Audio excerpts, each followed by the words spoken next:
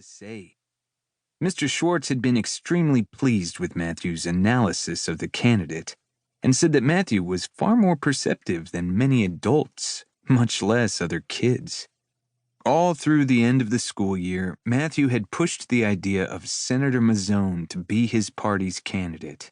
When his class had conducted the mock election, Matthew had been so frustrated when Mazzone had only finished third in his class's election results that he'd almost burst into tears.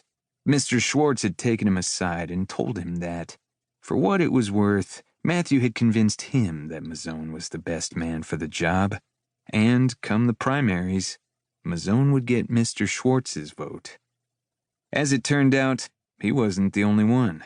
Sometime during the summer, people started listening to Mazzone, and on September 1st, in a fiercely contested national convention, Mazzone had beaten the odds and been named his party's presidential candidate. Unfortunately, there were some who believed that Mazzone had been offered up as a sacrificial goat, that although the sitting president's policies were unpopular with some, there weren't enough people who were sufficiently dissatisfied with him to vote him out of office, particularly since they were in the middle of a war. They saw the upcoming election as a losing position, and it had been decided, some theorized, behind closed doors, that it would be best to let Mazzone take the political hit of being a failed presidential candidate and instead look toward the next midterms and subsequent presidential election. Matthew hated that kind of talk, but he was hard-pressed to see the flaw in the logic. Now, he was draped across his bed, watching Senator Mazzone deliver a televised speech. Although the sun had not yet set, the skies had already darkened, and there was a fierce wind blowing. A storm was rolling in. The branches of a large tree were whipping about outside Matthew's windows, but they were far enough away that he was certain the windows would remain intact.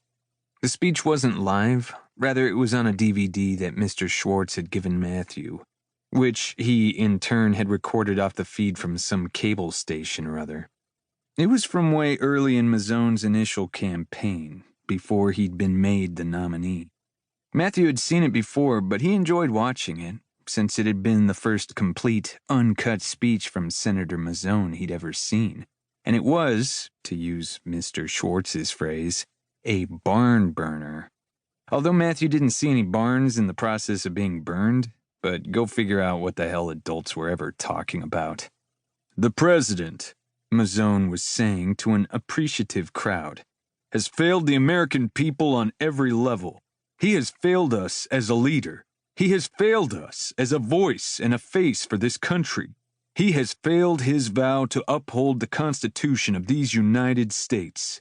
His aggressive actions have not only failed to make America safer from those who would threaten our way of life, but they have actually turned our own allies against us.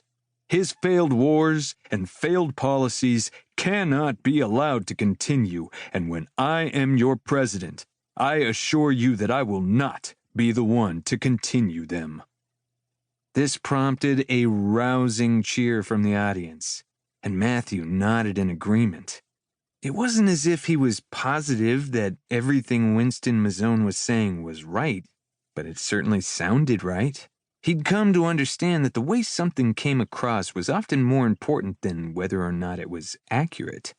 Senator Mazzone continued to excoriate the president's policies, and Matthew listened and dutifully took notes. Even though the course had ended months ago, and Matthew was on to a new school year, he was still thinking along the lines of possible election strategies. He figured that, if nothing else, it might be valuable practice should he ever have the opportunity to work in a real election. The longer Matthew listened to the speech, the more he started to believe that he preferred the senator in a debate situation. In debates, the senator had to think quickly, respond to questions posed to him.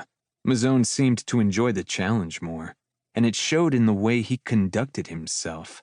Here, delivering a speech, Mazzone was certainly interesting and compelling, but he lacked the spontaneity that Matthew had come to enjoy. Matthew paused the DVD and went to his computer.